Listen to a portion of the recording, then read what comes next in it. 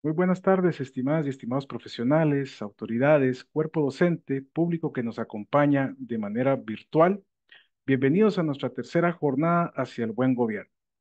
Un espacio académico de diálogo, análisis, conceptos, pero sobre todo de mucha reflexión. En esta tarde nuevamente contamos con la presencia de las autoridades del Instituto Centroamericano de Administración Pública ICAP y también de la Facultad de Administración Pública de la Universidad de Panamá. Le damos la más cordial bienvenida a nuestro señor director, el honorable señor Osvaldo de la Guardia, quien nos va a introducir el tema con unas palabras de bienvenida. Adelante, don Osvaldo. Sí, muchas gracias, Marvin. Buenas tardes, amigos y amigas. Hemos llegado en esta jornada prácticamente al final de la jornada denominada hacia la construcción del buen gobierno, un espacio de intercambio de ideas organizado por el Instituto Centroamericano de Administración Pública y la Facultad de Administración Pública de la Universidad de Panamá, en un momento en el cual ambas instituciones celebramos el 70 por parte del ICAP y el 42º aniversario por parte de la Facultad de Administración Pública de la Universidad de Panamá. Este esfuerzo es un punto de encuentro más entre ambas instituciones que esperamos perdure y se incremente con el pasar del tiempo. Desde el ICAP abrimos nuestras puertas para promover todo esfuerzo académico e investigativo conjunto e invitamos al personal docente como a las y los estudiantes a publicar en nuestra revista científica de Administración Pública. Mi agradecimiento en especial a todo el equipo de la facultad, en especial al decano profesor Donaldo Sinisterra, quien en todo momento ha manifestado su interés y voluntad en crear espacios de colaboración con la institución que represento. Y de igual forma, mi agradecimiento al señor rector de la Universidad de Panamá, doctor Eduardo Flores Castro. Damos por iniciada la jornada en la tarde de hoy. Muchas gracias, Marvin, y le damos entonces la bienvenida a nuestros expositores. Muchas gracias, don Osvaldo. Agradecemos las palabras de nuestro señor director ejecutivo. Y estamos también por darle paso a unas palabras del señor decano. Eh, ok, tenemos aquí una situación, estamos verificando la disponibilidad del señor decano para ver si nos acompaña a brindarnos unas palabras. Estamos acá confirmando, al parecer ha tenido un contratiempo y de no confirmarlo podemos dar paso a la presentación de nuestros expertos. En esta tercera jornada de reflexión contamos con dos conferencias magistrales. Cada conferencista tendrá un espacio de 25 minutos y seguido de la última conferencia vamos a proceder a una ronda de preguntas y respuestas. Durante nuestra actividad, ustedes pueden utilizar la herramienta de preguntas y respuestas de Zoom. Se le dará lectura y estaremos redirigiéndoles a cada uno de los expositores. Nuestro primer experto, el doctor Alan Ariel Martínez, quien nos acompaña el día de hoy. El doctor Alan Martínez cuenta con una licenciatura en ciencia política, maestría en los altos estudios estratégicos con especialidad en seguridad y defensa. Cuenta también con una maestría en análisis estratégico, seguridad y geopolítica. Cuenta con un doctorado en alta dirección política y administración pública, además de un diplomado en derecho electoral, nuevo liderazgo político y social y altos estudios estratégicos. Es consultor para el Programa de Naciones Unidas para el Desarrollo en Guatemala y también en la Contraloría General de Cuentas, así como un amigo muy cercano del Instituto Centroamericano de Administración Pública y también del Gobierno de Guatemala. Es asesor específico en la Universidad de San Carlos de Guatemala, del Instituto de Problemas Nacionales y del Instituto Nacional de Administración Pública, INAP, así como también ha prestado sus servicios de asesoría en el Instituto Centroamericano de Estudios Políticos, INSEP, docente universitario, locutor profesional y columnista de prensa escrita. Así que le damos la palabra a nuestro experto, don Alan Martínez. Los micrófonos son todos suyos. Adelante y bienvenido. Muy buenas tardes, un cordial saludo desde Guatemala. En primer lugar, pues agradecer este espacio de diálogo que está siendo pues facilitado por el Instituto Centroamericano de Administración Pública, ICAP. Marvin ya lo comentó, pues hemos tenido ahí sí que la oportunidad y el privilegio de poder trabajar conjuntamente a nivel de la región centroamericana, pero también pues es un espacio que hoy nos permite intercambiar algunos conocimientos en el tema de la gestión de crisis y la conflictividad social. No sin antes pues enviar un caluroso saludo a todos los participantes que hoy nos acompañan de manera presencial y virtual. Esto pues en el marco de la conmemoración de varios aniversarios, el aniversario número 70 del ICAP y el aniversario número 42 de la Facultad de Administración Pública de la Universidad de Panamá. Así que es un esfuerzo que nos ha permitido pues comprender, asimilar y hoy por hoy pues dar a conocer algunos elementos que pueden ser de valiosa oportunidad para comprender el manejo de las crisis en el marco gubernamental. Felicitaciones a los organizadores por propiciar estas jornadas de reflexión, 3 días de arduo trabajo con expertos de alto nivel académico, pero sobre todo creo yo con una conciencia social de querer aportar conocimientos para el desarrollo de la administración pública de nuestros países, de nuestros estados y por supuesto siempre pensando en el fortalecimiento de las instituciones públicas. Hoy por hoy, pues quiero empezar compartiendo ya la presentación que he preparado para cada uno de ustedes. Entiendo que va a ser facilitada ya por las instituciones del ICAP. Y de igual manera, pues enviar un caluroso saludo a quienes hoy por hoy nos estarán acompañando en este panel de expertos, especialmente al distinguido candidato a doctor mi tocayo Alan Bejarano, que también ya está conectado en este foro. Bien, y para poder entrar en materia, pues me corresponde hablar un poquito del manejo de crisis. Y quiero partir de un contexto, y es que hoy por hoy ninguna institución, ningún estado o ningún sistema internacional o incluso en el panorama individual estamos ajenos a pasar por momentos de crisis, momentos en donde pareciera que las respuestas son muy difíciles para dar solución a un determinado problema. Sin embargo, existen algunos mecanismos o metodologías que nos permiten un abordaje estratégico de las crisis que se van presentando, pero a nivel gubernamental, esto cómo puede influir, por ejemplo, en el factor político, en el tema de la economía y cómo esto se vincula al rol que tiene la ciudadanía. No olvidemos también que hoy por hoy estamos también vinculados a un contexto geopolítico en donde la seguridad estratégica es fundamental, pero también estamos en la era de las comunicaciones, de la información y de la tecnología, y por lo tanto, pues la comunicación y hoy por hoy las redes sociales nos hacen mucho más dinámico todo proceso o fenómeno social. Y bueno, para comenzar, entonces, todos nos preguntaremos la gestión de crisis, cómo gestionarla, y las preguntas generadoras van de lo general a lo particular.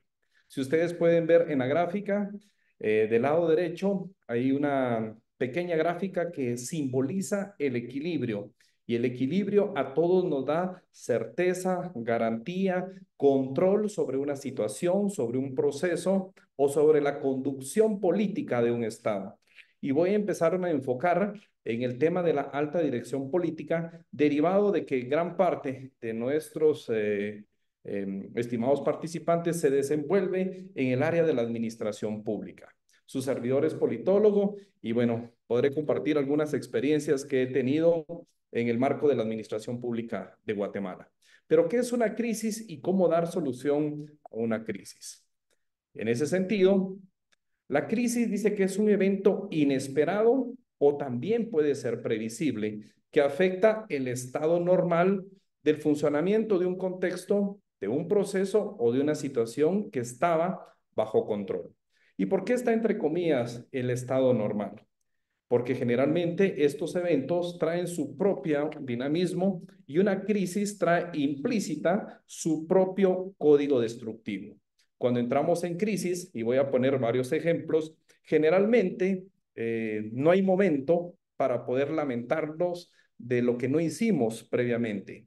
No es el momento para poder culpar a los equipos que no tuvieron la capacidad de poder tener un mapeo de riesgos. Tampoco es un momento para culpar a quienes no pudieron hacer un manejo de escenarios adecuado. Simplemente el problema se ha dado, el problema ya está detonado y por lo tanto la variable que este servidor considera como una de las grandes amenazas es el manejo, uno, de la incertidumbre y dos, el manejo del tiempo. ¿Por qué? Porque ante una crisis lo que se busca es dar una solución pues eminentemente rápida, que sea ágil, que sea certera, pero que sobre todo garantice el retorno a ese equilibrio, o bien podríamos denominarlo un nuevo equilibrio. ¿A qué se aplica el ámbito de la crisis en un aspecto global? Y aquí entran temas importantes como la gobernanza, entran temas como la geopolítica, el mapeo de actores, los intereses que están en juego a nivel de los gobiernos, sean políticos, económicos o sociales, pero también entra un espectro de vulnerabilidades en donde las amenazas hay que mitigarlas, hay que enfrentarlas y por lo tanto una crisis también implica una solución que puede entenderse también como una oportunidad para superarla o más bien tener la capacidad de afinar todas las condiciones para que resilientemente podamos volver a un estado de control, a un estado de equilibrio y por supuesto a un estado en donde podamos tomar decisiones mucho más sabias, mucho más objetivas, mucho más directas y enfocadas a nuestros objetivos. En el plano de la administración pública, pues se busca que a través de las políticas públicas podamos atender los grandes problemas sociales, podamos dar respuesta a las demandas de una sociedad, pero eso también implica mantener un juego de poder, un juego de intereses y de actores que permitan equilibrar no solo la conducción política de un Estado, sino sobre todo equilibrar el diálogo político, equilibrar hoy por hoy en un sistema democrático el sistema de frenos y contrapesos, por ejemplo, y eso aplica y pone al centro del desarrollo humano a las organizaciones públicas, pero también una gestión de crisis puede migrar a una organización privada, puede ser nacional o internacional. Ahí podemos hablar de sistemas financieros, podemos hablar de crisis en temas de salubridad, como por ejemplo lo que pasó en el año 2019-20 con el tema del COVID. Podemos entrar a crisis eminentemente financieras, podemos entrar a crisis de gobernabilidad. Y en temas de seguridad, por ejemplo, pudiéramos entrar a crisis que pudieran estar bajo amenazas del crimen organizado, especialmente en países que hoy por hoy tenemos la presencia de este tipo de delincuencia organizada, como pudiera ser, por ejemplo, México o los países de la región centroamericana. Pero entonces, ¿de dónde proviene el concepto de crisis? Generalmente, pues parte de un concepto hipocrático y ha sido relacionado al campo de la medicina. Y lo explico rápidamente y con una pregunta, creo yo, para que empecemos a conectarnos de una manera virtual. Creo que todos como seres humanos hemos tenido al menos una crisis en salud. Por lo tanto, la crisis empezó a derivarse de una manera de connotación desde el ámbito de la medicina. ¿Por qué? Porque es el punto más alto, es el punto más álgido o el punto más crítico, por ejemplo, de una enfermedad o una amenaza al cuerpo humano. Cuando pasamos ese umbral de los límites que tiene el cuerpo humano, entramos en una crisis y esa crisis pues puede ser incluso fatal. Por lo tanto, esa es una connotación muy básica, pero ¿cómo podemos entonces afrontar el manejo o la gestión de las crisis? Primero, y desde un punto eminentemente estratégico, creo yo que lo que predomina es tener un staff, un equipo o profesionales que tengan habilidades y capacidades de pensamiento estratégico. Ustedes pueden ver en esta gráfica cómo el ser humano debe de tener la capacidad de tener un enfoque holístico. Esto implica que debemos de tener una aproximación de análisis al todo de los fenómenos sociales y con eso identificar cuáles son las variables que están participando en este fenómeno que se suscita de una manera inesperada. Sin embargo, hoy por hoy, las grandes empresas, las grandes instituciones y los gobiernos tienen diferentes equipos que trabajan en una fase de anticipación de las crisis. Por ejemplo, los estados modernos tienen sus propios sistemas de inteligencia que provienen de una mística y dinámica del acceso a la información, pero sobre todo el manejo estratégico para la toma de decisiones. Cuando hablamos entonces de la gestión de crisis y le ponemos una primera premisa, que es el pensamiento estratégico, estamos hablando que la información y la variable tiempo se conjugan de una manera estratégica para generar un plan de acción. Puede ser un plan de crisis para enfrentar un fenómeno social, un fenómeno político, un fenómeno económico, un fenómeno ambiental, un desastre natural o algo que ponga en riesgo, pero de manera contundente, la estabilidad de los procesos. Sin embargo, el pensamiento estratégico también trae consigo la toma de decisiones. Y por lo tanto, cuando una crisis se presenta, existe un pequeño umbral en el proceso de asimilación del problema. Es muy normal, ¿verdad?, que los equipos, el líder político, el funcionario público de alto nivel, el gerente de una empresa corporativa, los equipos de defensa en el ámbito militar, los líderes de algunas organizaciones internacionales, el sistema de las Naciones Unidas, por ejemplo, u otros organismos multilaterales, tomen un tiempo para poder asimilar el problema. Por lo tanto, en ese momento, pues el relojito, el reloj de arena, empieza a correr y por lo tanto, la calidad de la toma de decisiones se hace eminentemente fundamental. ¿Qué buscamos con la toma de decisiones? Primero, que sean eficaces y que sean también eficientes. ¿Por qué? Porque hay recursos de por medio, recursos humanos, recursos financieros, y cualquier decisión que tengamos va a tener una consecuencia que puede ser positiva, que es lo que se espera, o en el peor de los casos podemos tener una decisión que afecte y agrave el conflicto que se nos ha presentado. Se dice que cuando el problema ya está dado, hay un gran dilema para el manejo de crisis. Y el peor enemigo del manejo de crisis es cuando no tenemos decisiones viables que tomar. Y eso entonces nos obliga a tener un efecto de serenidad, de objetividad, de enfoque, de priorización y sobre todo de agilidad para poder tomar las decisiones adecuadas. ¿Cómo se hace? Pues con equipos multidisciplinarios, que es lo que está hoy por hoy a la vanguardia, porque en un problema podemos tener diferentes enfoques.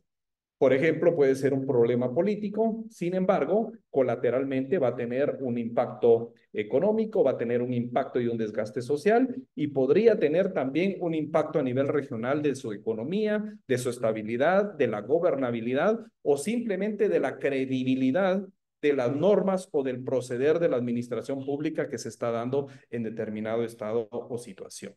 El manejo de la variable tiempo, que se los he comentado, en un manejo de crisis, pues tenemos que tener la capacidad para ser muy ágiles, muy precisos y muy certeros. Y eso se puede ir logrando en un marco de priorización de las acciones que vamos a tomar. Se dice que en la gestión de crisis, la anticipación de posibles problemas o fenómenos, pues nos permite tener ya ciertas condiciones para poder afrontarlo. El punto es que cuando eso no lo hemos visualizado, la crisis se agrava y la intensidad tiende a aumentar. El tiempo juega en nuestra contra y entonces la capacidad de una institución pública o privada pues debe ser muy dinámica, muy versátil y muy innovadora para tomar sus propias decisiones. ¿Por qué? Porque pudiera depender del presente hacia el futuro en el marco de sus intereses estratégicos. Y lo que esperamos al final son resultados, regresar a esa variable de equilibrio que en algún momento todos necesitamos. Factores de análisis para la gestión de crisis. Rápidamente, quisiera enfocarme en 5 factores de análisis para afrontar una crisis. Y aquí les puedo hacer una invitación a cada uno de ustedes, a quienes están allá de manera presencial en Panamá y a quienes nos están viendo de manera virtual, que hagamos el ejercicio mental de poder identificar un problema o un fenómeno social al cual nosotros lo consideremos una crisis. Otra de las particularidades de una crisis es que como se generan en un punto álgido, alto o en la cúspide de un problema, las crisis tienen un determinado problema, es decir, una crisis no puede ser permanente. Y entonces regreso al concepto hipocrático. Cuando tenemos una afectación en nuestra salud y entramos en una etapa crítica, es un periodo de tiempo el que marca el daño a un órgano de nuestro cuerpo, a un sistema de nuestro cuerpo, pero se da en un periodo. Y entonces debemos enfocarnos en ese periodo para atenderlo de una manera rápida, poder sanarlo y poder regresar a un momento de estabilidad o en este momento de sanidad para el cuerpo humano.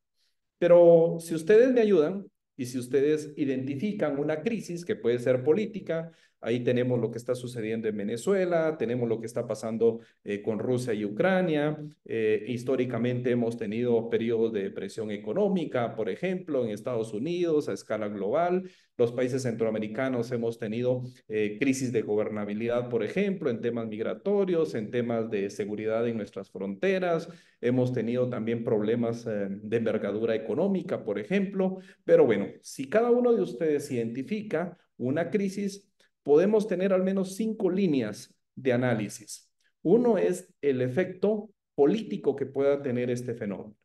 Los actores que intervienen y cómo esto se genera en un ejercicio de poder que va de la mano con una agenda gubernamental. Por ejemplo, si lo aplicamos al ámbito de la conducción de un Estado, podemos verlo en temas de la credibilidad de un presidente, si estamos en un sistema presidencialista o de su gabinete de gobierno, o podemos verlos en términos de la gobernanza que aplica para la toma de decisiones y la implementación de las políticas públicas. Entonces, este servidor al menos les propone 5 factores de análisis. 1, el político; 2, el económico; 3, el social, y más adelante vamos a hablar de las crisis sociales; el tema de la seguridad estratégica; y un quinto que es el ámbito geopolítico. Pero entonces, ¿qué necesitamos para enfrentarlo de una manera más ordenada? Primero, tener un equipo. Y hablamos que las características pueden ser con un enfoque eminentemente multidisciplinario. Y más adelante les voy a proponer el concepto de Carlos Matus, en donde él se refiere al rol tecnopolítico en asesoría de alto nivel presidencial. Si tenemos un equipo, tampoco puede ser muy grande o muy denso. Tienen que ser un equipo eminentemente calificado, restringido, que tenga la capacidad y la objetividad de poder brindar asesoría de alto nivel y, por supuesto, el receptor, que es el que puede tomar las decisiones de manera individual o colectiva, tendrá que tener una gran virtud: saber escuchar, saber asesorarse y, por supuesto, tomar decisiones consensuadas. En segundo momento, debemos de tener un plan, no podemos tomar decisiones arbitrarias, debemos de tener una línea de enfoque buscando indicadores que nos permitan esa estabilidad o recuperar esa estabilidad, y ese plan va a tener actores responsables, va a tener sus propios KPIs, va a tener su manejo del tiempo, va a tener también su capacidad holística de poder entender el problema o reentenderlo, reenfocarlo, pero también pasa por un tercer momento que es el análisis. Y en este punto número 3 les dejo estos 5 factores. Y el punto número 4 para mí es el más importante: el momento de la acción, el momento en donde tomamos las decisiones, el momento en donde decidimos cuál va a ser la estrategia que vamos a implementar. Ojo, la estrategia siempre es solo una. Sin embargo, el enfoque táctico puede ir variando. ¿Por qué? Porque en el camino podemos encontrar otros obstáculos y entonces nos obliga a que la táctica se reoriente para poder encontrar el camino correcto en el menor tiempo posible para darle solución a un momento de crisis. La acción, por lo tanto, es el momento cumbre que nos permite entrar en el campo de batalla de la crisis. Hoy por hoy, esto se puede acelerar de una manera exponencial si lo materializamos en el campo de la comunicación.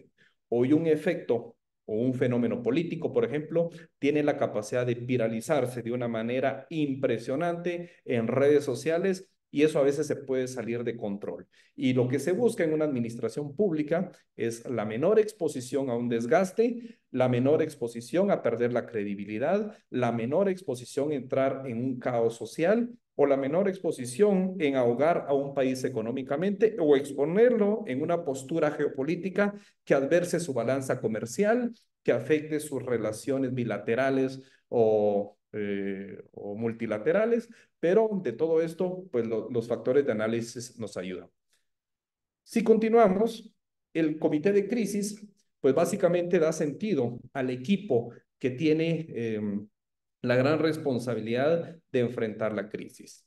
Como lo hemos dicho, puede ser anticipado y eso puede generar mejores condiciones de respuesta. Sin embargo, si no tuvimos esa capacidad de anticipación, si no tuvimos esa capacidad prospectiva de visualizar posibles amenazas, posibles escenarios que van a afectar fuertemente a una organización empresarial, a un Estado, pues el comité de crisis tendrá mucho trabajo. ¿Por qué? Porque tendrá que empezar de un punto neutral cuando pudo haber tenido desde ese momento del presente hacia atrás varios momentos para poder planificar sus métodos de contingencia, sus planes de acción o como manejamos nosotros en el tema de inteligencia, posibles escenarios de evacuación, de respuesta o incluso de contrainteligencia. ¿Por qué? Porque aquí estamos hablando que a mayor cualidad del manejo de la información vamos a tener mayores éxitos en la toma de decisiones, sean políticas, sean económicas o de índole social.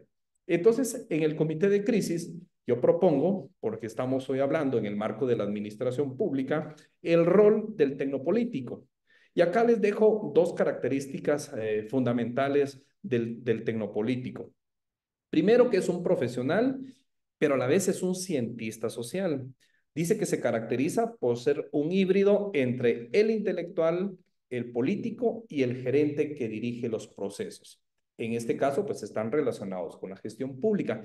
¿Y por qué tecnopolítico? Porque a veces el técnico es demasiado técnico que no comprende las dinámicas políticas que están inmersas en una coyuntura del presente o de manera prospectiva. O el político es demasiado político que no tiene la capacidad para entender las variables técnicas del desarrollo humano, de los indicadores que propician, por ejemplo, los intereses macroeconómicos, y entonces el político simplemente ve su enfoque del poder, la administración de la credibilidad de su liderazgo, pero desconoce toda una parte intelectual y técnica. Por lo tanto, el gerente también, como está inmerso en temas eminentemente de empresa, pues a veces puede tener un sesgo. El tecnopolítico, entonces, es un momento de fenómenos híbridos que permite un mejor rol para la toma de decisiones y la asesoría de alto nivel. Pero también el tecnopolítico se preocupa por la acción. No tiene complejos para explorar el futuro.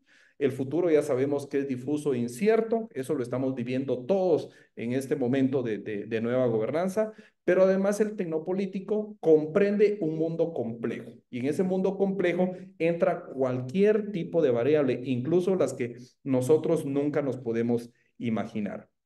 Y aquí hago un paréntesis porque cuando estuve en el PNUD acá en Guatemala, nos tocó pues administrar la crisis en el marco del informe de desarrollo humano.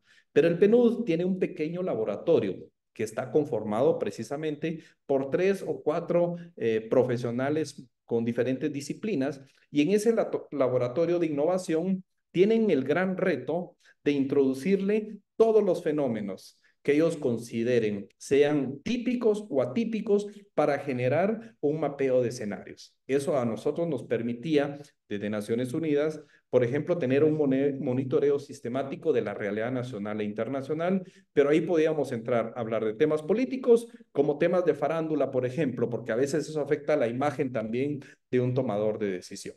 Si continuamos, entonces el comité de crisis estaría afincado en un rol eminentemente tecnopolítico. ¿Qué hacemos entonces? Y me quedan 5 minutitos para ir puntualizando. Desde el ámbito de la administración pública, se maneja desde la visión de Carlos Matus el balance estratégico que está fundamentado en los 3 cinturones de gobierno. ¿Y cuáles son esos 3 cinturones de gobierno? Pues si los queremos ver de una manera triangular, tenemos un balance que estaría en un ángulo político, económico y social. ¿Qué propone Carlos Matus entonces? que el balance político se refiere a la gestión y a las necesidades de las demandas políticas que se dan dentro de un Estado. El balance económico busca ese equilibrio de su economía, es decir, todo lo que está relacionado con el bolsillo, con la banca, con los ingresos, con la renta, con los impuestos, el manejo macroeconómico o microeconómico. Y Carlos Matus también propone que en los estados debe prevalecer un balance social o el intercambio del conocimiento de los problemas específicos que tiene el ciudadano. El balance, bajo la lectura de los tres cinturones de gobierno, entonces es muy sencillo. Tenemos que tener una línea promedio de equilibrio entre lo político, entre lo económico y lo social. Pero acá viene lo más importante. Cuando entramos en un plan de crisis, él propone que podemos sacrificar al menos uno de los tres ángulos de este triángulo. Es decir, si el balance es requerido para fortalecer el factor político, podemos en algún momento sacrificar la parte económica y mantener el balance social y político a la vez. Si, por ejemplo, el balance que necesitamos priorizar es el económico, pudiéramos tomar la decisión de sacrificar un balance político o social a manera de mantener la estabilidad económica de un país. O en el manejo de las crisis sociales, a veces es necesario ceder las cuotas políticas o pudiéramos ceder algún beneficio económico, ¿verdad? Alguna tasa que pudiera generar una mayor estabilidad. Entonces, este triángulo no tendría un mínimo común denominador, claro, es lo ideal, pero en casos de crisis podemos ir jugando con esos equilibrios internos en cada vertical, lo político, lo económico y lo social. Y para ir finalizando, pues las crisis sociales generalmente afectan a la ciudadanía.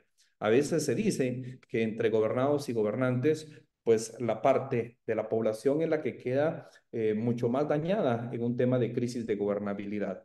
Y acá les puse yo una imagen de la plaza de la ciudad de Guatemala. Esta fotografía hace relación a los momentos críticos del año 2015, 2016 y 2017 cuando Naciones Unidas implementó la Comisión Internacional contra la Impunidad en Guatemala.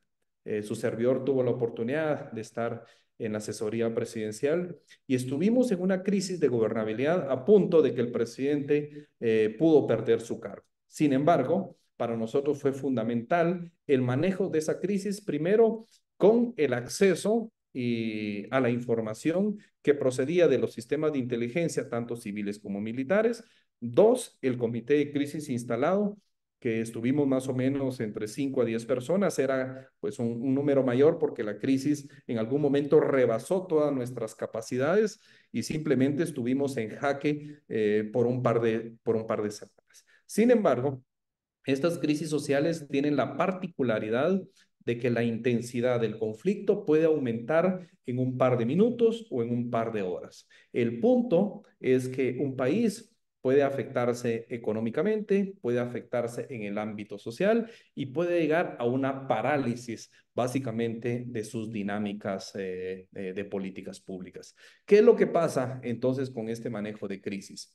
El manejo de crisis pasa también por un manejo de la comunicación, pasa por un manejo estratégico de la información que sale del organismo ejecutivo, pasa por la generación o el lobby político para formar alianzas estratégicas con otros actores nacionales o internacionales, pasa por la estabilidad económica y pasa sobre todo por una mirada panóptica de la geopolítica, es decir, cómo se sitúa un Estado al momento de enfrentar una crisis. Por ejemplo, en nuestra región hemos visto el liderazgo y se aplaude del presidente Nayib Bukele, y si ustedes se dan cuenta, cada toma de decisiones que hoy por hoy el gobierno de El Salvador ha venido tomando en el primer periodo presidencial y ahora que está iniciando el segundo, ha sido con mucha agilidad, con mucha certeza, pero también con mucha valentía, porque la toma de decisiones puede tener dos aristas. ¿Sí? El error, que es lo que se trata de evitar, o el acierto. Sin embargo, la toma de decisiones depende también del consenso de ese gran staff, del aporte tecnopolítico, pero también de una mirada prospectiva y una mirada también real y objetiva de lo que está pasando. Entonces, la gestión de crisis puede afectarse positivamente si tenemos equipos que manejen la perspectiva política.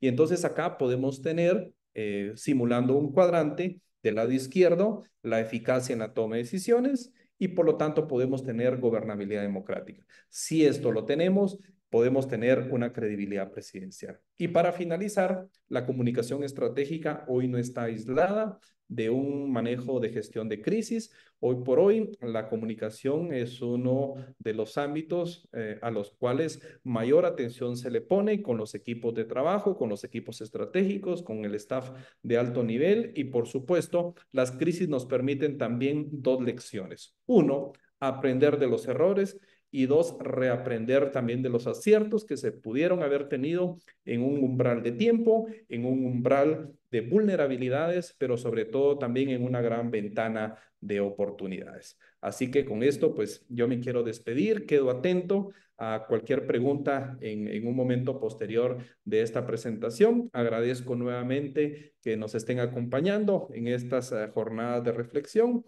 y por supuesto agradecer al doctor Jean-Paul Vargas, que amablemente ha tenido la confianza de poderme brindar este espacio de exposición académica. Y como ustedes saben, el doctor Vargas es quien dirige el doctorado de gestión pública y ciencias empresariales del ICAP, a quien pues agradecemos este espacio porque ha sido una cuna del conocimiento y que nos permite pues trasladarlo a cada uno de ustedes. Así que un saludo hacia Panamá, un saludo a todos los hermanos centroamericanos y yo me despido de esta presentación y le devuelvo el uso de la palabra a mi querido amigo, paisano y hermano Marvin Lima. Muchas gracias. Muchas gracias, doctor Martínez. Sin duda, un tema que nos lleva a la reflexión y principalmente cuando tocamos el tema de la comunicación, ¿verdad? Porque es uno de los, la comunicación puede ser una de las salidas hacia la ciudadanía cuando un gobierno está en crisis.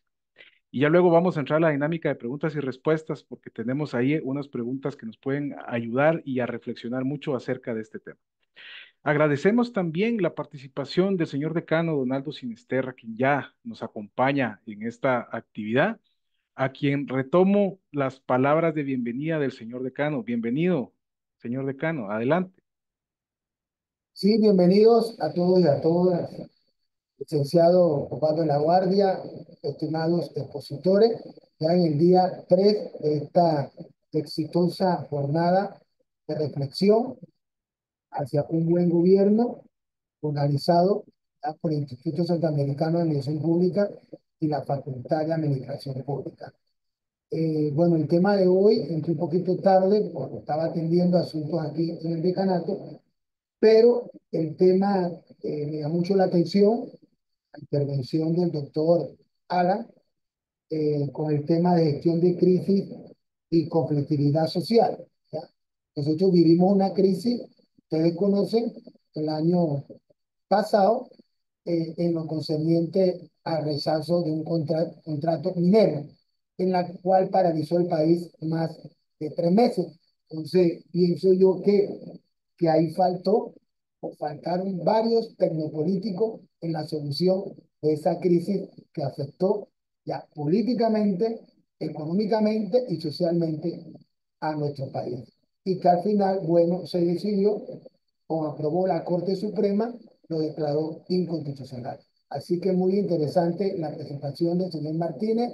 Bienvenido nuevamente. Aprovechemos eh, la conferencia en el día de hoy y que todas estas conferencias que se desarrollaron en los días anteriores hayan sido de gran importancia y enriquecimiento para todos los participantes. Bienvenidos.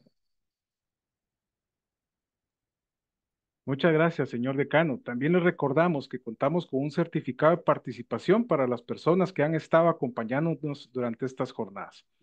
Le vamos a dar paso a nuestro siguiente experto, el señor Alan Bejarano. Vamos a hacer lectura de la experiencia del señor Bejarano. Él es consultor en políticas públicas, management en decisiones informadas, evidencias e inteligencia artificial y datos. Egresado del doctorado en gestión pública y ciencias empresariales del ICAP. Ha liderado el equipo del Hub de las Américas de Políticas Informadas por Evidencias, colaborando con el Ministerio de Salud de Chile, la Universidad de Antioquia y el Instituto Veredas en Brasil. En este rol, ha desarrollado informes nacionales centrados en seguridad, educación y salud, financiado por el IDRC y de William and the Flora Hewlett Foundation. Fue integrante del equipo del Instituto Veredas en Brasil, participando en el análisis de experiencias políticas penales en 15 países. Ha trabajado también en procesos de innovación en diversos países de América Latina y fue consultor líder de la hoja de ruta de salud digital con Cámara de la Salud y el despacho del Ministerio de Salud. Cuenta con una sólida trayectoria de 10 años de experiencia y formación en políticas públicas en diversos países de Latinoamérica, incluyendo Costa Rica, Panamá, El Salvador, Honduras, Guatemala, Nicaragua, República Dominicana, Chile, Bolivia, Perú y México. Ha sido consultor de la OPS en Estados Unidos y Costa Rica, del Sistema de Integración Social Centroamericano, BID, y del Consejo de Ministros de Salud de la Cooperación de Luxemburgo, además de la Cruz Roja Internacional y de firmas de la industria farmacéutica como Roche y Bayer. Actualmente está desarrollando su tesis doctoral en inteligencia artificial y métodos analíticos, pasado, presente y futuro del abordaje del cáncer para un sistema de alertas tempranas. Los micrófonos son suyos, doctor Bejarano. Adelante. Saludos, bueno, espero que se encuentren bien. Si pueden ver bien la presentación. Sí, adelante, don Alan. Bueno, primero que nada, gracias por la invitación. Un abrazo a todos los en Panamá. Considero Panamá una segunda casa y ya les voy a contar por qué. Bueno, un poco vamos a conversar el día de hoy que me han pedido comentar, ¿verdad? Hacer todo una presentación sobre el tema de escaneo de tendencias y políticas públicas, ¿verdad? Y me gustaría retomar y saludar también al tocayo Alan Martínez, que me ha dado un excelente preámbulo, ¿verdad? Entendido de las crisis sanitarias, de las crisis de la región, ¿verdad? Y vemos que, por ejemplo, el COVID marcó un antes y después en los países de América Latina en términos de reducción del crecimiento anual que venían sosteniendo algunos países y nos hizo repensar muchísimas cosas. Desde la trinchera les cuento que había sido asesor del Consejo de Ministros en esta respuesta y me había tocado analizar los impactos en todas las áreas, ¿verdad? Desde migración, comercio, finanzas y todo que recordaremos bastante bien. Antes de comentar sobre el tema de escaneo y tendencias políticas, como podrán intuir, yo vengo mucho de las ciencias de la salud hacia las políticas públicas y la inteligencia artificial, ¿verdad? Entonces hay toda una corriente epistemológica de políticas informadas por evidencia que busca cazar toda una historia de métodos, de análisis longitudinales, de análisis de largo plazo, de todos los estudios clínicos y en salud, de la medicina basada en evidencia con las políticas públicas, ¿verdad? Que es un poco eso que entendemos como políticas informadas por evidencia, ¿verdad? Que tiene diferentes puntos. Por políticas públicas, de mi parte, eh, comprendo, ¿verdad? Que son las distintas decisiones y acciones de las instituciones del Estado, ¿verdad? Para resolver o no una temática, ¿verdad? En ocasiones las políticas pueden ser inclusive implícitas, otras explícitas, ¿verdad? Inclusive no tomar partido en una situación también puede considerarse una política institucional, ¿verdad? Entonces partimos que la evidencia suelen ser, ¿verdad? Ya sea datos, ya suele ser hallazgos, ¿verdad? O análisis inclusive que se han tomado en base a la observación de un fenómeno, ¿verdad? Entonces también tenemos esto que es las políticas públicas y cómo fusionamos ambas cosas para hacer resúmenes de política pública, síntesis de evidencias y la traducción del conocimiento, ¿verdad? Entonces, uno de los puntos y uno de los principales debates que hubo sobre si eran políticas informadas en evidencias o basadas en evidencias, es que se entendió que, por ejemplo, en muchos países de América Latina, ¿verdad? A veces una evidencia o lo que decía una revisión sistemática y todos los datos de otras latitudes no podían aplicar, por ejemplo, a Panamá, ¿verdad? Que tiene una historia de pactos entre sectores empresariales y la ciudadanía muy importantes, inclusive pactos tan relevantes que datan de la historia del país están en el ADN, ¿verdad? Como el pacto que realizó Torrijos, ¿verdad? Entonces, por el tema de políticas informadas por evidencia, tenemos diferentes roles como generadores de conocimiento, ¿verdad? Que son aquellos que lo producen, como por ejemplo la academia, intermediarios del conocimiento, que son aquellos que vamos a decirlo de alguna forma, mastican esa información y la hacen más sencilla para esos usuarios que pueden ser desde un político, ¿verdad? Que no tiene mucho tiempo para leer, desde una persona que está haciendo su trabajo en la universidad, ¿verdad? O un dirigente comunal en Santiago de Veraguas, en David, en Bocas del Toro y en Darién, por ejemplo, ¿verdad? Panamá. Bueno. Eh, También por las evidencias tenemos de diferentes tipos, ¿verdad? Al menos, por lo menos considero que nueve, la analítica de los datos, el modelado, que inclusive aquí entra mucho lo que es inteligencia artificial, machine learning, deep learning, redes neuronales recurrentes y convolucionales, ¿verdad? Todo lo que son evaluaciones, ¿verdad? De política pública, investigaciones desde el comportamiento, estudios cualitativos, síntesis de evidencia que se han hecho, evaluación o monitoreo de tecnología, ¿verdad? Algunos análisis económicos que yo prefiero vivir el 7 y el 8, ¿verdad? Algunos de costo-efectividad, costo-beneficio, y algunas guías que van desde las guías clínicas hasta las tecnológicas, sectoriales, inclusive temáticas, ¿verdad?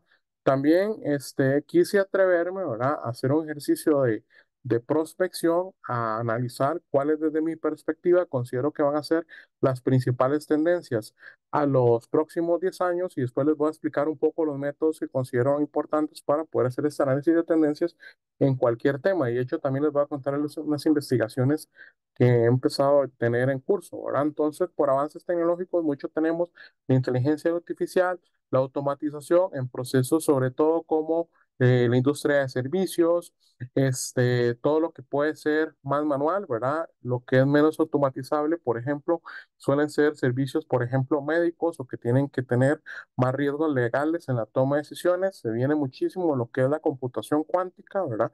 Ya tenemos computadoras de alto rendimiento en Centroamérica. Considero que por lo menos en Centroamérica tenemos unas 7. Solo en Costa Rica tenemos 3 computadoras de alto rendimiento y para mencionar el alto rendimiento son computadoras que por lo menos van 400 veces más rápido que una computadora de alta tecnología, ¿verdad? Ocupan laboratorios, ocupan espacios como aquellos similares a los que ocupaban hace 30 años, Matilde y las computadoras clásicas, ¿verdad? Y también se viene mucho lo que es el Internet de las cosas, ¿verdad? Que son dispositivos inteligentes para el hogar, ciudades y negocios. De hecho, la Contraloría de la República de Costa Rica va a utilizar imágenes satelitales, ¿verdad? Para hacer monitoreo de las obras públicas, ¿verdad? Y qué importante ver el avance y ver cómo la tecnología se pone al servicio de los ciudadanos, ¿verdad? Entonces, en el tema de transición energética se vienen mucho las energías renovables, también hay un impacto, ¿verdad? Que va a ser muy fuerte del cambio climático. Ya lo vemos en ciertas zonas en Panamá, ¿verdad? Donde se va incrementando, inclusive a partir del cambio climático, algunas patologías como el cáncer de piel, ¿verdad? Y hay más exposición en ciertas zonas, ¿verdad? Y quien haya estado medio día en Panamá en ciertos momentos, ¿verdad? A full sol, me podrá entender muy bien que cada día hay esa percepción de que se está calentando y una realidad, ¿verdad? Aproximadamente 1 grado centígrado, por lo menos se ha incrementado en todos los países de Centroamérica, ¿verdad? También vienen las tecnologías avanzadas y el tecnología de punta en la captura de carbono, la conservación y la sostenibilidad va a ser un reto que nos vamos a seguir planteando y en tema de salud, los avances en la genética y la inteligencia artificial que te permiten a 10 años, ¿verdad? Ver un riesgo de cáncer, por ejemplo, de mama, que de hecho estoy asesorando una iniciativa en Guatemala, ¿verdad? De predicción del cáncer de mama a partir de un análisis de sangre que tiene un método diagnóstico similar al que podría ser la mamografía, pero que no es tan invasivo, ¿verdad? Después viene todo el tema de terapias y células que nos permiten abordar enfermedades que hoy son intratables, ¿verdad? Y esto se viene hace muchísimos años. Recuerdo como hace más de 10 años, ¿verdad? Yo inclusive había visto las cirugías pioneras bajo el método Da Vinci, ¿verdad? En México, que podían inclusive operar una uva, ¿verdad? Pero venimos avanzando muy rápidamente en estas áreas y también el tema de salud digital, ¿verdad? Entonces, algunas de las próximas tendencias, por ejemplo, ¿verdad? Para los siguientes 10 años, se viene mucho la economía del trabajo, la expansión de las criptomonedas, ¿verdad? Con los riesgos que tiene, nuevos modelos de negocios, ¿verdad? Que trascienden los tradicionales. Y a mí me gustaría aquí hacer un pequeño comercial. La cosa es que en términos de economía digital, inclusive quien descubrió la fotografía digital y la patentó fue Kodak. Inclusive Kodak entendió que inclusive podía haber pago por servicios. Es decir, fueron tan visionarios en el tiempo de entender que eso podía ser, pero hubo el temor de los gerentes de los gestores, que también pasa en la administración pública, de no tomar las decisiones y más bien encapsular la creación, es decir, hubieran revolucionado toda la industria hace más de 40 años si hubieran puesto adelante todas esas iniciativas, algo que veíamos como ciencia ficción, ¿verdad? Pero países como Escocia, que nos tocó estudiar esa experiencia, ¿verdad? Lo desarrollado bastante bien, lo que es la identidad digital, ¿verdad? Que eso es como, por ejemplo, ¿verdad? Pasa en Panamá, ¿verdad? Que hay muchos servicios de salud, inclusive público, ministerio, caja, inclusive privados, ¿verdad?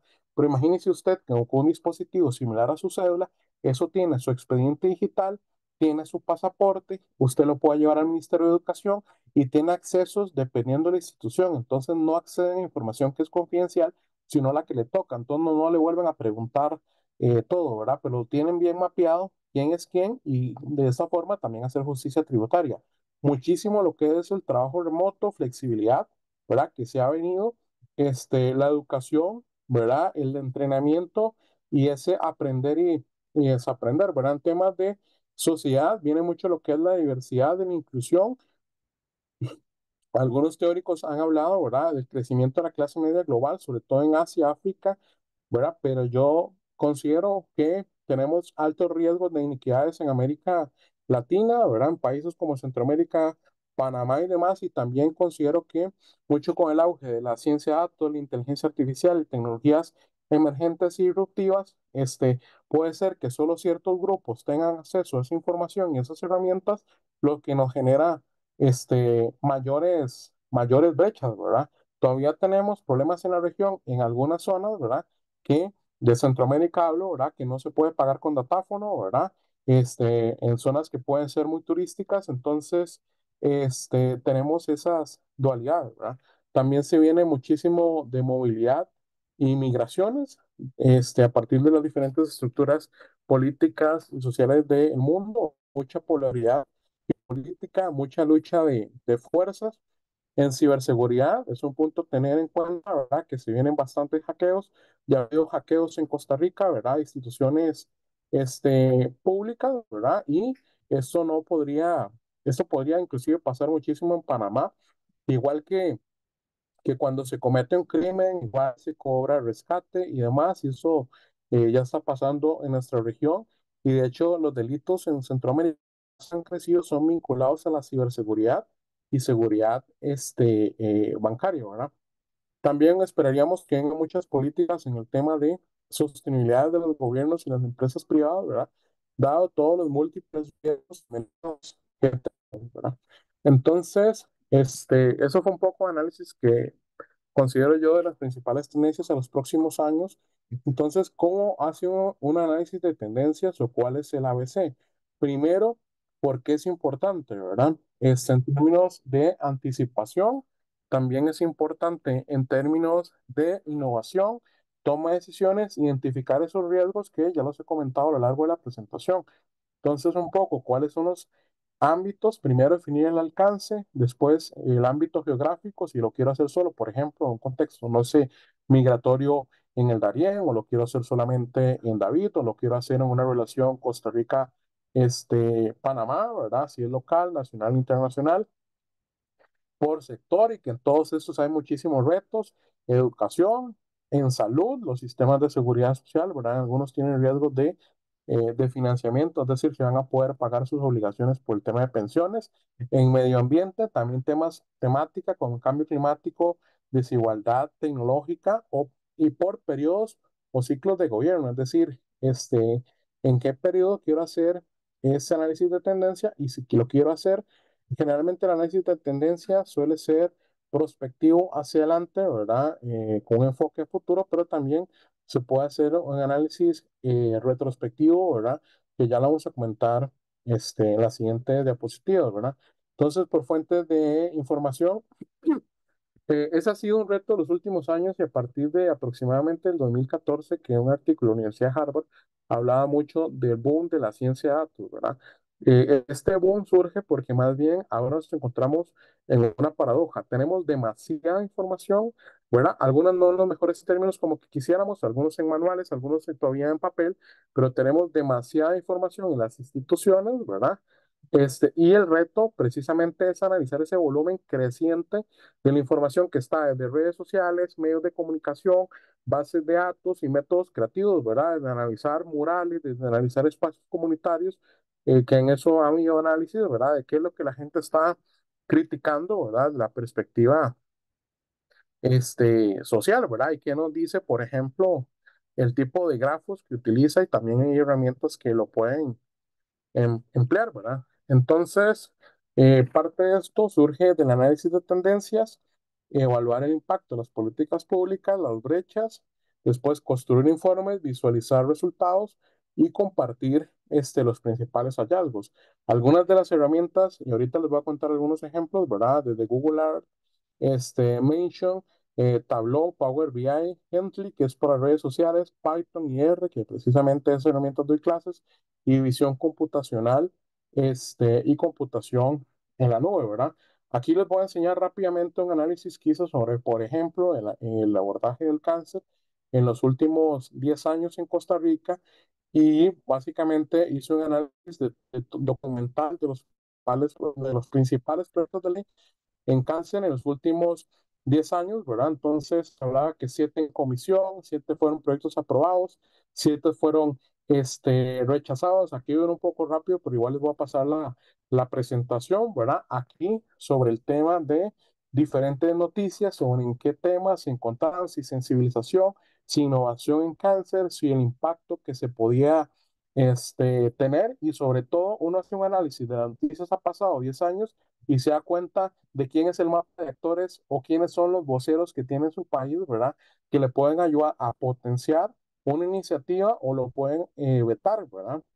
Aquí, por ejemplo, esos son los actores en el abordaje del cáncer a partir de analizar 10 años y sus principales intervenciones, ¿verdad? Entonces tenemos desde la seguridad social, organismos internacionales como la Agencia de Investigación en Cáncer, la Universidad de Costa Rica, hospitales como en México, que me pareció muy interesante que hubiera hospitales desvinculados de la seguridad social, ¿verdad? El Ministerio de Educación, algunas universidades privadas, unos partidos políticos, ¿verdad? Concretos, y ese es un poco, ¿verdad? ¿Quiénes son los que están detrás de la movilización de agendas en el cáncer, ¿verdad?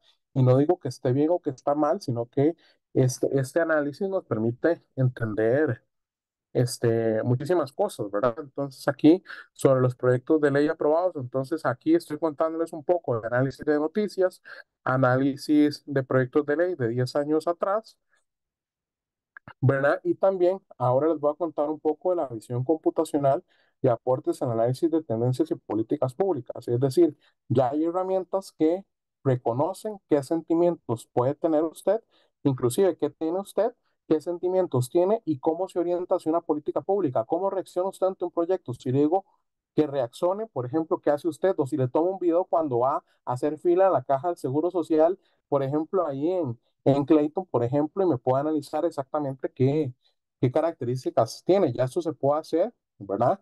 Y no solo lo voy a decir, sino que también lo voy a explicar, ¿verdad? Entonces, bueno, las redes neuronales, ¿verdad? A la izquierda tenemos una muestra de cómo se conforman estos nodos, cómo, por ejemplo, se produce una imagen y se analiza por cálculos complejos, así como cuando se utiliza en Waze o cuando hace un reconocimiento facial bancario, ¿verdad? Se obtiene una predicción de qué características tiene la persona, ¿verdad? Y qué sentimientos puede tener. En la segunda imagen, ¿verdad? Ya es más concreta la arquitectura del procesamiento de las imágenes, ¿verdad? Las capas convolucionales, ¿verdad? Para extraer características como bordes y texturas, reducir el tamaño de las imágenes, ¿verdad? Y también hacer un sobreajuste. Entonces, por ejemplo, yo tomé una foto de un diputado de Costa Rica y aquí estoy analizando qué colores usa en su vestimenta, ¿verdad? Y qué me podrían decir esos colores, inclusive para otras cosas, ¿verdad? Bueno, aquí con una pena, pero aquí les presento una foto mía, ¿verdad? Esta me lo topé un día que estaba dando la orientación a un estudiante en un trabajo final. Entonces, aquí vemos a partir de la foto que me tomé, ¿verdad? Ese soy yo, qué sentimientos tiene la foto, qué rango de edad que tiene, que es bastante preciso, si estoy sonriendo, si estoy con gafas, qué considero, ¿verdad? Y también analiza, por ejemplo, la calma, la confianza, si estoy feliz, qué otras relaciones tengo, ¿verdad? Parece que menos del 1%, ¿verdad? De enojo, sorpresa, disgusto, confusión, ¿verdad? Tristeza o miedo, es decir, son muy bajas, ¿cuáles? Cualquiera de las percepciones negativas, ¿verdad? Y aquí me da un perfil, ¿verdad? De si tengo barba, si tengo los ojos abiertos, la boca y demás. Y eso se transmite también a términos de proyectos y análisis sobre la calidad de los servicios públicos, por ejemplo, o cuál es mi percepción sobre un gobierno, o qué pienso yo, no sé, del Partido Liberación Nacional en Costa Rica, o qué pienso yo de, no sé, del PRD, ¿verdad? Entonces, en lugar de que me haga una encuesta, tome una foto y en una foto dígame doctor Martínez o doctor Sinisterra, ¿verdad? ¿Qué piensa usted del partido? Y aquí la herramienta te lo analiza con un 99% de eficacia, ¿verdad? Y algo que por eso me apasioné en estas herramientas es porque en Centroamérica somos muy buenos en buscar las formas de decir las cosas. En Panamá, sobre todo, son mucho más directos, pero en Centroamérica a veces no es tan así. Para analizar el futuro, también les tengo que contar un poco de qué se está haciendo hoy, ¿verdad? Entonces también hay unos amigos, ¿verdad? En Perú, ¿verdad? Que han finalizado, por decir algo, un proyecto en detección no invasiva de anemia utilizando cámaras y herramientas de inteligencia artificial. Es decir, le tomo una foto y veo a ver si la persona tiene anemia a partir del análisis, por ejemplo, de uñas, palmas, y conjuntiva del ojo, ¿verdad? Entonces ellos tomaron un video, ¿verdad? Analizaron los diferentes datos, ¿verdad? Y le dio una precisión, una detección de la anemia del 98%, ¿verdad? Tanto en curva ROC como en calificación general. Entonces, aquí decirles, ¿verdad? De la perspectiva médica, así como puede ser de la parte legal y demás, las herramientas de inteligencia artificial, por ejemplo, Machine Learning, son una herramienta, pero no deberían llegar a sustituir a una persona, ¿verdad?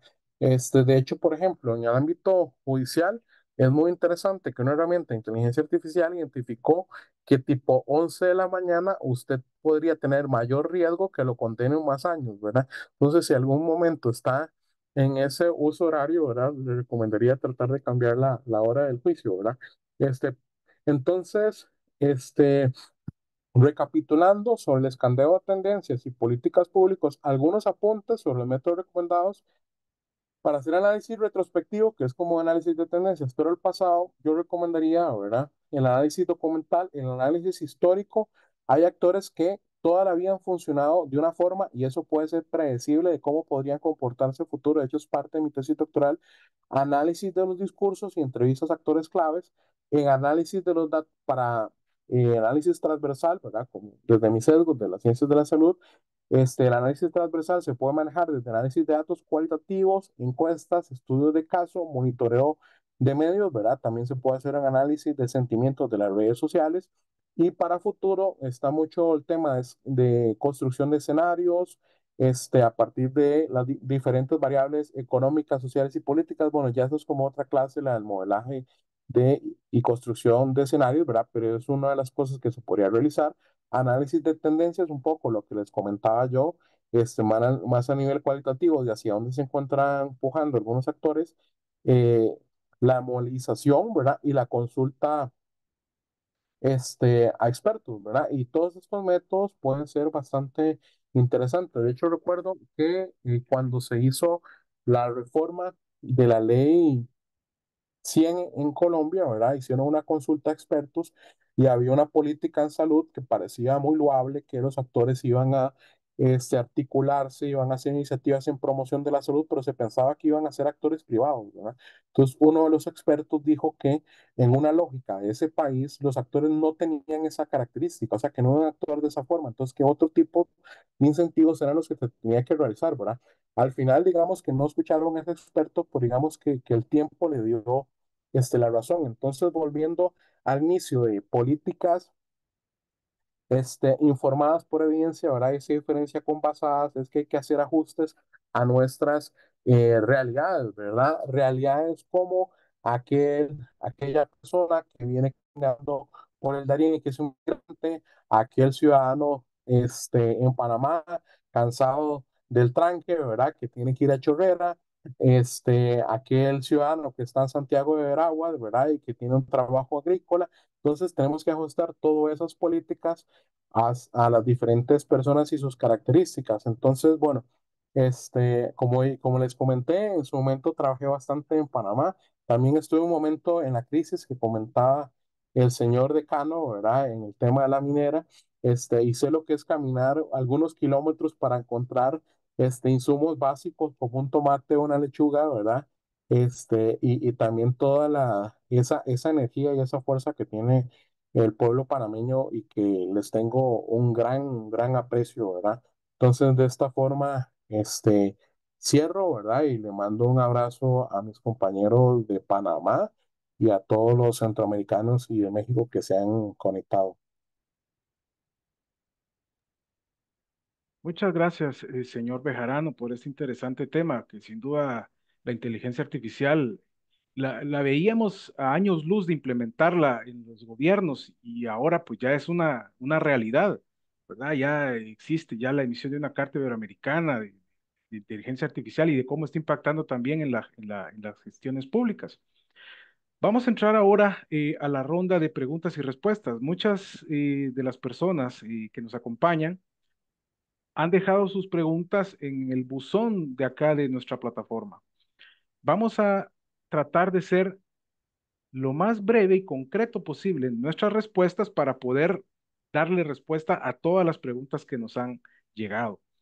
Vamos a empezar por acá con una pregunta para el doctor Alan Martínez por parte de una de las personas y dice lo siguiente: el diálogo puede ser una salida para la crisis de un gobierno en una etapa de transición debido a que existe resistencia al cambio. Le repito, el diálogo puede ser una salida para la crisis de gobierno en una etapa de transición. Adelante, doctor. Bueno, muchas gracias, estimado Marvin, y a quien haya dirigido pues esta pregunta, pues yo considero que el diálogo siempre será una condición para poder refrescar y oxigenar la toma de decisiones en un Estado. Obviamente tenemos que partir del sistema político que nos gobierne, ¿verdad? Porque en aquellos sistemas en donde hay pues algunas conductas más dictatoriales, creo yo que el diálogo no aplica. Sin embargo, nuestra connotación y nuestra cercanía está muy vinculada a todas las ideas de la democracia y por supuesto, en una transición de gobierno, pues también prevalece la alternabilidad en el poder.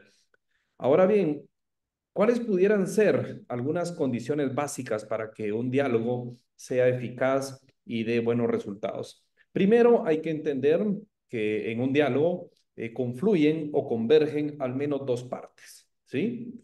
Y esas dos partes tienen que tener conscientemente una cuota de poder para negociar. Y en un diálogo, ambas partes también tienen que tener el dominio político y la madurez para poder ceder parte de esa cuota de poder. Sin embargo, las coyunturas o a veces la contraposición de los intereses hace que las partes no puedan ceder gran parte de su cuota de poder. ¿Por qué? Porque dependen de la defensa de sus intereses. Entonces, lo que pasa es que hay un estallido social, se puede dar una atomización y entonces el diálogo no puede generar los resultados que esperamos. ¿Qué se espera cuando hay una mesa de diálogo? Obviamente que hayan canales de comunicación transparentes, que haya una mesa de trabajo en donde se puedan poner cuáles son los objetivos de esa negociación. Definitivamente se puede trazar una hoja de ruta, un pliego de peticiones y por supuesto tienen que haber actores que tengan la capacidad y la envergadura para tomar decisiones, pueden ser de país o en representación de la entidad que representan. Y les voy a poner aquí a los panameños un ejercicio y tal vez se van a asombrar porque puede ser una crisis hipotética, pero en algún momento pudiese pasar. Por ejemplo, asumamos que todos somos panameños y ahí está nuestra gran autoridad, el doctor de la Guardia. ¿Qué pasaría si cada uno de nosotros tuviera el cargo de asesor presidencial y con un título de conflictividad social, por ejemplo? Y aquí va el fenómeno social que les quiero proponer. Asumamos que el día de mañana sale en toda la prensa nacional e internacional que por diferentes razones el canal de Panamá deja de funcionar. ¿Sí? ¿Qué pasa entonces en ese círculo cercano a la presidencia de Panamá para poder tomar una decisión y en algún momento regresar al status quo favorable de la actividad comercial del Canal de Panamá?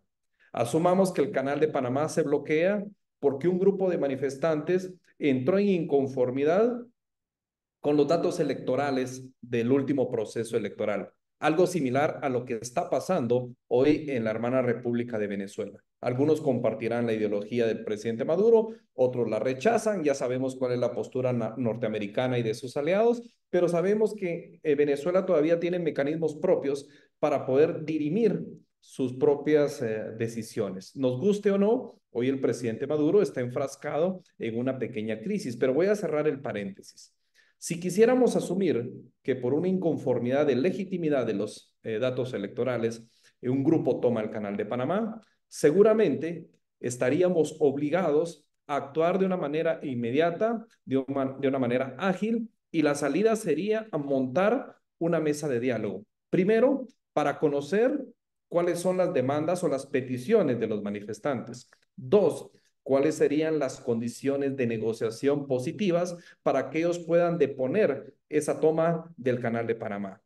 Tres, cuáles serían los factores de interlocución viables que garanticen un diálogo efectivo. Es decir, puede ser el presidente de la República quien encabece la mesa de diálogo o pudiera ser alguno de sus ministros o alguien que se dedique específicamente a atender temas de conflictividad gubernamental.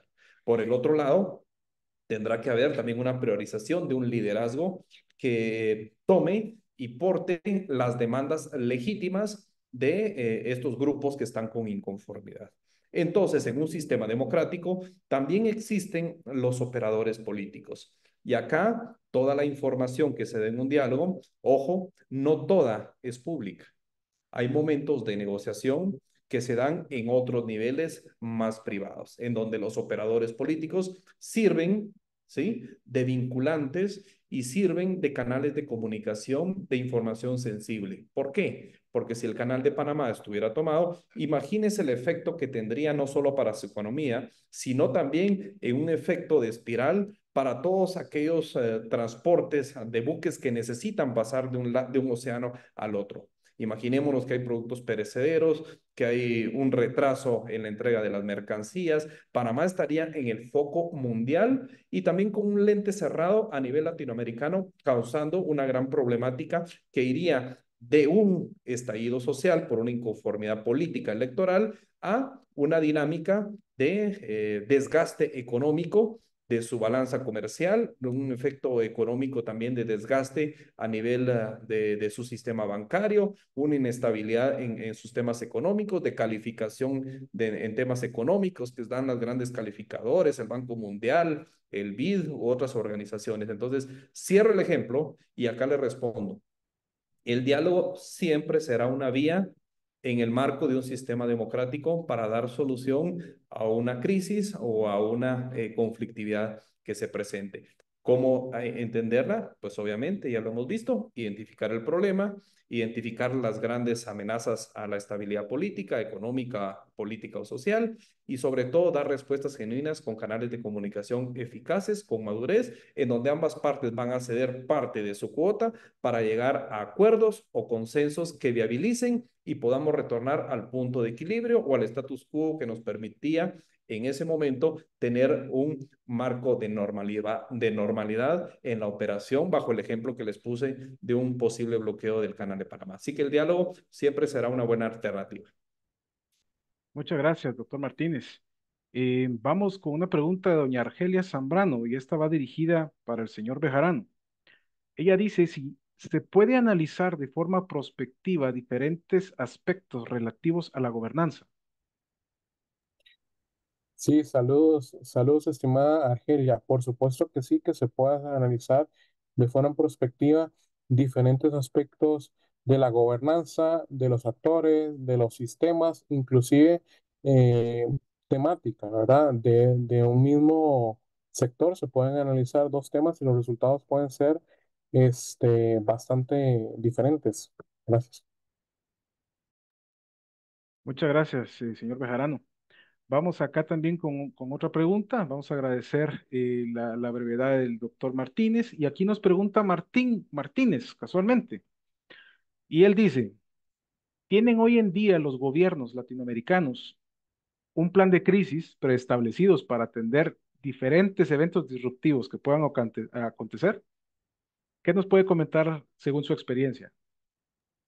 Bueno, considero que a nivel de América Latina, hoy por hoy, los estados y sus gobiernos cuentan con instituciones básicas que tienen un buen manejo de información que implica condiciones que puedan afectar la estabilidad o la gobernanza nacional o también aquellas variables de manera exógena, geopolítica, que también los puedan afectar. Me queda un tanto, un mal sabor de boca con el manejo de algunas crisis en algunos países de América Latina. Vamos hacia atrás.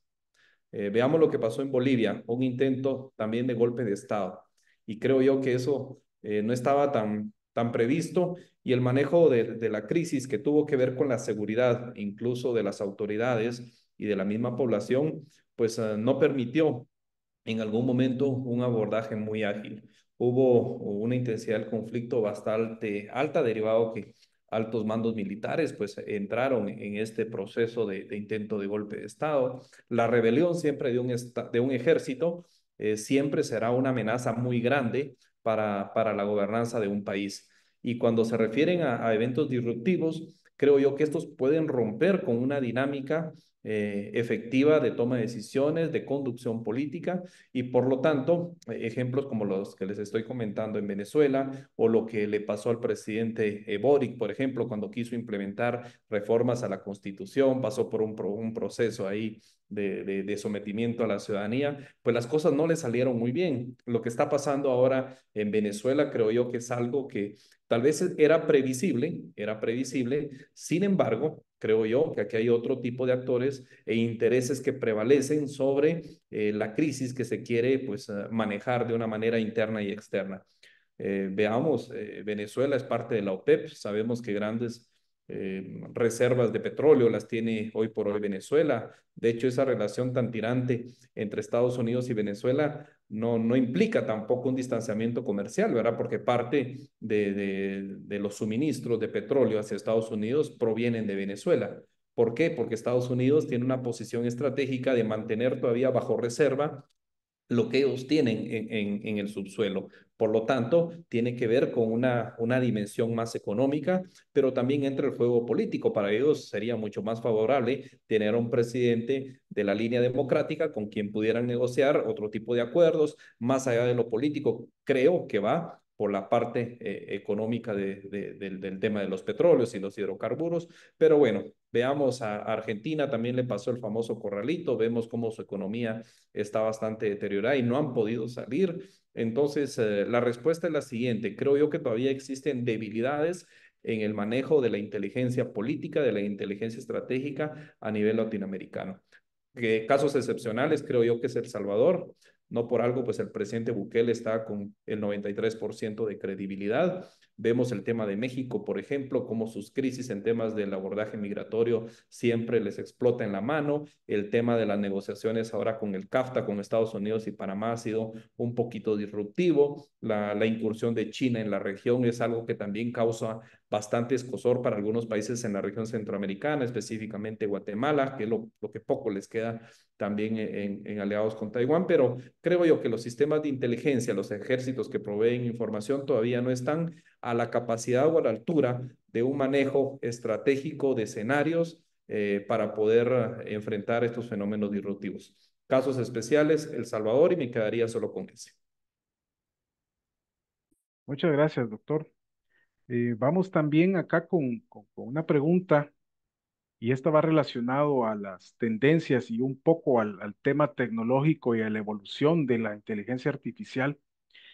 Y es, por ejemplo, para el doctor Bejarano, ¿cómo están influyendo actualmente todas las tendencias tecnológicas, situación que hace algunos años no se consideraban importantes para la toma de decisiones ni para la formulación de políticas públicas?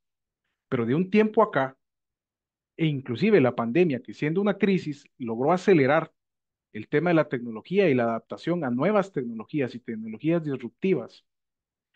Hoy por hoy, ¿cómo influye el tema de la digitalización y el tema de la inteligencia artificial, según su experiencia, en la formulación de políticas públicas hoy en día? O sea, los países están utilizando estas tendencias tecnológicas, están aprovechando la inteligencia artificial para poder conocer la sociedad, las necesidades de la ciudadanía y obviamente convertirlas en políticas públicas. ¿Qué opinión le merece?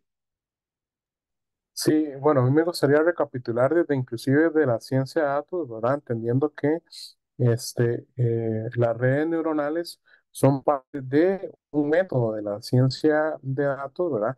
A diferencia de la robótica y la visión computacional, pero mi respuesta es que no, ¿verdad? Creo que inclusive a nivel de evidencia, adolecemos mucho en la construcción y herramientas que hoy, ¿verdad? Tienen altísima capacidad, ¿verdad? Pero cuando analizamos, por ejemplo, proyectos de ley, algunas iniciativas institucionales, ¿verdad?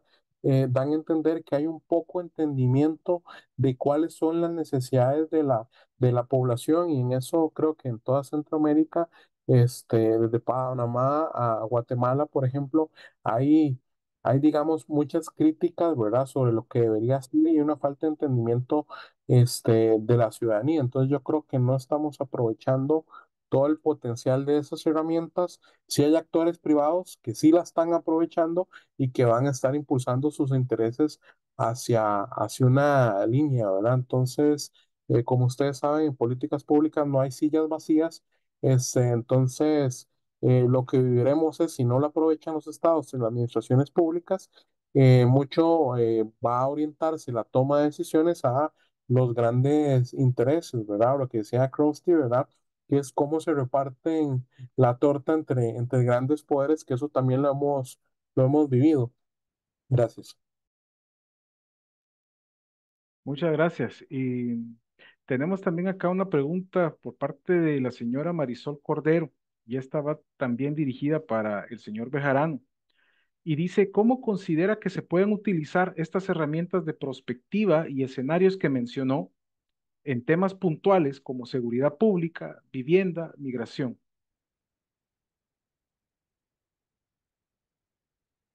Ok, vamos a ver, de forma concreta, ya hay herramientas para la construcción de escenarios, ¿verdad? Como por ejemplo el Micmac, o por ejemplo el Mactor, o por ejemplo inclusive las redes neuronales, ¿verdad? Recurrentes y convolucionales, ¿verdad?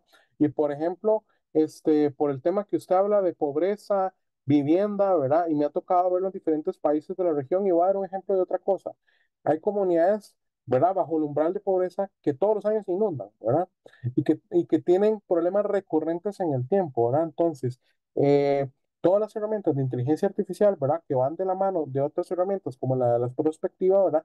Nos permiten entender que siempre ha habido zonas, ¿verdad? En riesgo con características sociales que tenemos que hacer políticas de precisión para abordarlas, ¿verdad? Entonces, vamos a ver, desde hace más de 10 años tenemos computadoras que pueden jugar a nivel del campeón del mundo jugando ajedrez, ¿verdad?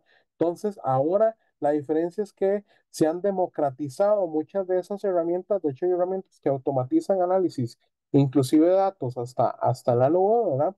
Entonces, esa democratización de las herramientas, de mi perspectiva, no ha penetrado lo suficiente en las administraciones públicas para que eso se le devuelva a la ciudadanía. Entonces, sí, por supuesto, se puede aplicar en vivienda, se puede aplicar en pobreza, se puede aplicar en programas sociales, se puede aplicar en, por ejemplo, inclusive deserción estudiantil o en niveles de pobreza, por ejemplo, en mujeres, ¿verdad? Y uno podría hacer análisis de riesgos, ¿verdad? Y análisis de machine learning, ver qué mujeres son las más vulnerables o inclusive un dato muy crudo, que es mujeres que nacieron en cierta zona, por ejemplo, en Darién, por más que estudien o por más que lo intenten, ¿cuál es el riesgo que van a tener en 10 años seguir en pobreza, ¿verdad?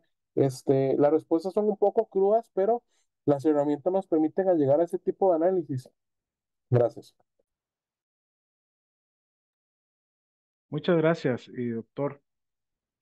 Eh, una de las situaciones más importantes también a consideración de este humilde servidor, que también vivió muy de cerca la crisis que comentaba el doctor Martínez en Guatemala, un factor importante de ellos es también la comunicación, ¿verdad? Porque existen crisis que son perceptibles únicamente para el núcleo de gobierno y existen crisis también que son perceptibles y que explotan a nivel ciudadanía y a nivel pueblo, como el caso de Guatemala que mostró el doctor Alan. Pero la importancia del manejo de la información y de la transparencia de la información de un gobierno en crisis también juega un papel muy importante para que la ciudadanía tenga credibilidad y que para también el mensaje llegue, ¿verdad? Y para que vaya calmando un poco las aguas ante una ciudadanía que vive al día a día muchas dolencias a consecuencia de diferentes situaciones que conlleva una crisis. Pero, ¿cuáles son los desafíos más comunes, doctor Martínez? Así en forma de punteo, literales, ¿cuáles son los desafíos más comunes que usted considera que puede enfrentar un gobierno cuando intenta ser transparente, ¿verdad? Porque la transparencia sabemos que tiene muchas ramas y es un tema para otra jornada de reflexión, pero ¿cuáles pueden ser los desafíos que enfrenta un gobierno cuando intenta ser transparente y quiere manejar una comunicación efectiva, clara y concisa ante el pueblo? Bueno, rápidamente y de manera punteada, el primero creo que es cuando prevalece un sesgo ideológico, ¿sí? Porque entonces ahí las posturas son asimétricas y las partes involucradas hacen todo el esfuerzo para que su comunicación vaya en función de los intereses que están defendiendo. Entonces, cuando hay un sesgo ideológico, se pierde también la objetividad en el manejo de la información. ¿Por qué? Porque hay manipulación, tergiversación y por lo tanto hay una desinformación. Pero ¿qué es lo que permite esto? Ir controlando de una manera manipuladora el mensaje que va desde las entidades gubernamentales. Obviamente hay otros actores que son los medios de comunicación, están los tradicionales y ahora están los que son eminentemente digitales, pero esos también a veces toman su postura ideológica y entonces esa amalgama o esa alianza hace que la información no sea eminentemente transparente. Dos, el juego de intereses.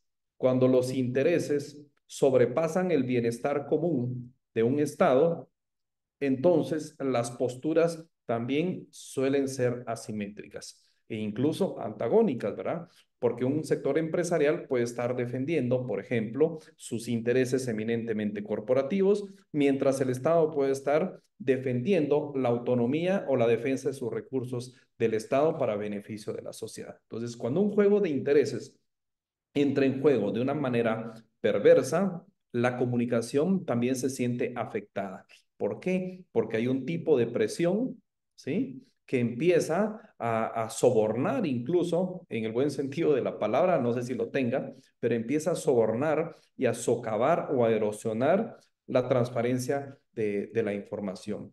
Y un tercero, creo yo, que afectaría la transparencia de la información es en el marco de las tecnologías ahora. Y creo yo que ahí mi estimado Alan tiene mayor conocimiento de esto. Es cuando entran las noticias falsas, cuando entran los net center, cuando empiezan a fluir esas campañas de desprestigio, de desinformación que actúan de una manera clandestina.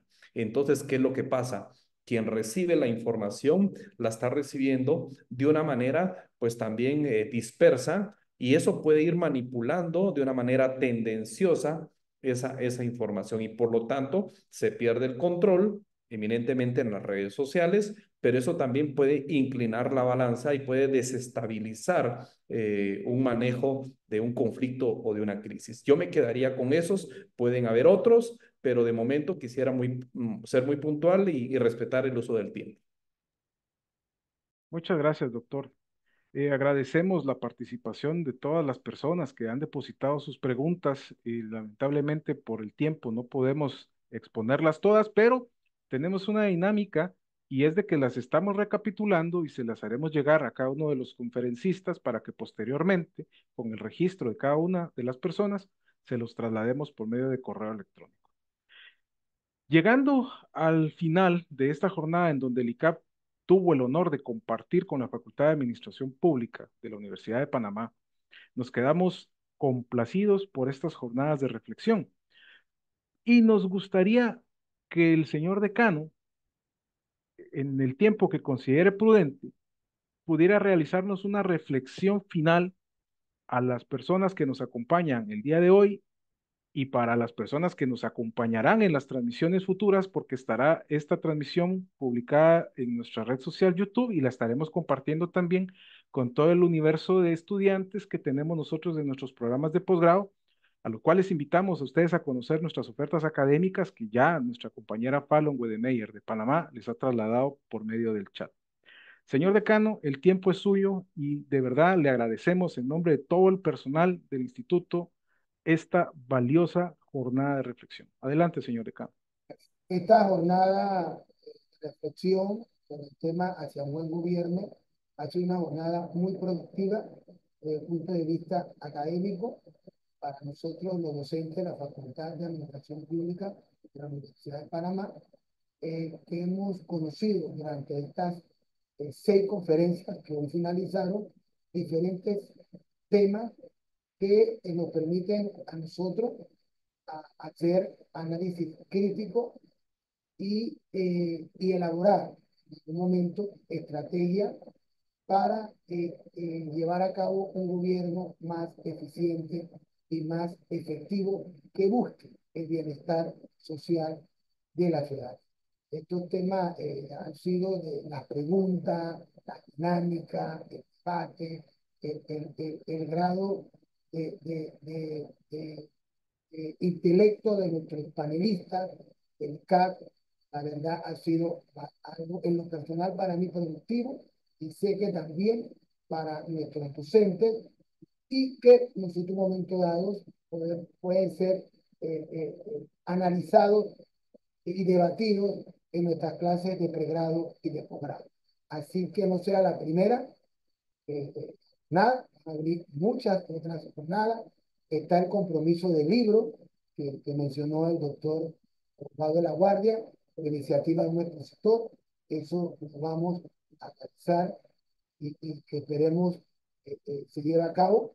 Creo que va a ser así, ya con el apoyo del ICA y de la Academia de la Facultad de Administración. Verdaderamente siento muy satisfecho por el grado de intelectualidad que se ha desarrollado durante esta primera y no última jornada de reflexión hacia un buen gobierno. Muchas gracias, señor decano. Y antes de pasar al cierre por parte de nuestro director ejecutivo, señor Osvaldo de la Guardia, déjenme solo compartir un pequeño pensamiento. Podemos hablar hoy en día de tendencias, podemos hablar hoy en día de políticas públicas, podemos hablar de crisis, podemos hablar de gestión, de administración, pero no olvidemos de que hay un punto medular que converge en todos esos temas y es la academia y lo importante de fortalecer el conocimiento y lo importante de hacer valer y generar el valor a través de la formación y a través del conocimiento. Qué bonito y qué diferente sería el mundo si realmente todos pensaran lo importante que es la academia hoy en día. Y eso también nos genera mucho orgullo porque desde el lugar en donde nosotros estamos, nosotros no solo estamos siendo parte de ese cambio, siendo parte de esa formación, sino también estamos incidiendo en la vida de los futuros políticos, los futuros funcionarios y de las personas que realmente pueden hacer un cambio en nuestros países. Don Osvaldo, por favor, le dejamos las palabras de cierre a estas jornadas de reflexión. Adelante. Sí, muchas gracias Marvin, muchas gracias a todos los conferencistas en estos 3 días, en la noche de hoy, Alan Martínez, Alan Bejarano, mi agradecimiento. Eh, no quiero predecirlo, ¿no? Pero veo a la Facultad de Administración Pública y a la Universidad de Panamá eh, un futuro de mucha actividad, sobre todo de mucha intervención ante la realidad nacional y ante las distintas transformaciones que va a sufrir mi país, mi querido Panamá. Y, y aquí pues le habla un centroamericano por convicción, pero un panameño de corazón, desde nuestra institución con sede en Costa Rica y con las distintas subsedes en Panamá y en El Salvador. Invitamos a las personas que forman parte de la transformación de Centroamérica y reiteramos nuestro compromiso en ser agentes que promueven a través de la gestión del conocimiento esa transformación. Las puertas del Instituto Centroamericano de Administración Pública, ICAP, siempre estarán abiertas al conocimiento, a la investigación, el intercambio de experiencias y buenas prácticas. Señor decano, estimado amigo Donaldo Sinisterra, profesores, estudiantes, mis felicitaciones por estos 42 años. Cuenten con esta institución como un aliado estratégico con alcance internacional y regional. Muchas gracias y buenas noches.